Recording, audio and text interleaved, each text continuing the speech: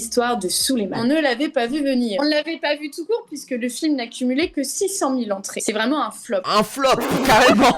C'est un flop. Un flop, les gens, c'est généralement en dessous de 100 000 entrées. Il faut être honnête, 600 000 entrées pour un budget de 1 300 000. C'est énorme. C'est-à-dire qu'en fait, globalement, une place de cinéma, c'est entre 7 et 10 euros. C'est-à-dire que même si tu comptes le budget marketing, qui n'est généralement pas compté dans le budget du film, ça là-dessus, c'est un super carton, parce que le film a rapporté minimum 4 millions pour un budget total et en tout et pour tout de 2 500 000. Donc c'est un carton, ça fait des rentrées de bénéfices pour le cinéma français de manière générale. Les gens ne captent pas que un gros succès au cinéma, c'est selon ton budget. Et surtout, moi j'aimerais me renseigner sur quelque chose. Quand même, ça nous avait vendu par exemple que Vaincre ou Mourir, ça avait fait un gros carton. Sachant que le Vaincre ou Mourir, son budget c'était de 5 millions, donc à peu près 3 fois supérieur au budget de l'histoire de Suleiman. Je me questionne, un film qui a fait 287 000 entrées, il a mieux marché qu'un film qui a fait 600 000 entrées pour un budget de 1,3 million. Moi je me questionne un petit peu. D'ailleurs, c'est vrai, voilà, on le précise, hein, Vaincre ou Mourir, c'était pas un échec. Ça, on peut avoir la bonne foi de le dire. C'est juste que si tu dis que 600 000 entrées pour toi c'est un échec, bah qu'est-ce que c'est 287 000 entrées?